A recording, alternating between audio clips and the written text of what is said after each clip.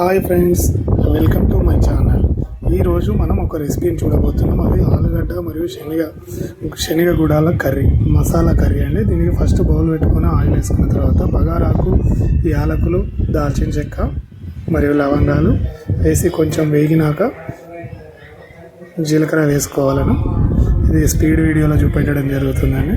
దాని తర్వాత ముందుగా మిక్సీ పట్టుకున్న ఉల్లిగడ్డ పేస్ట్ వేయడం జరిగింది, ఆనియన్ పేస్ట్.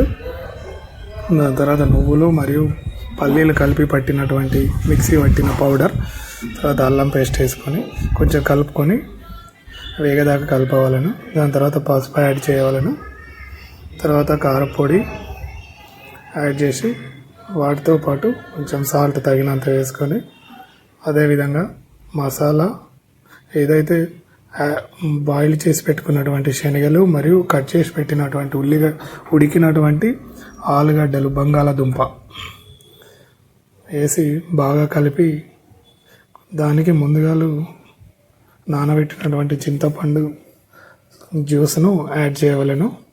దాని తర్వాత దానికి తగినంత వాటర్ వేసుకొని సిమ్లో ఉంచినట్లయితే ఇక అన్ని మసాలాలు, ధనియాల పొడి, తర్వాత కారపొడి, ఇవన్నీ కూడా బాయిల్డ్ అయ్యేంత వరకు, అంటే ఉడికే వరకు, వాటి పచ్చి వాసన, కారం పోయే వరకు ఆల్రెడీ ఉడికించినటువంటి ఆలుగడ్డలను మరియు ఉడికించినటువంటి శనగలను ముందుగానే ఉడికించి దాని స్కిన్ తీసేసి కట్ చేసి పెట్టుకోవడం జరిగింది.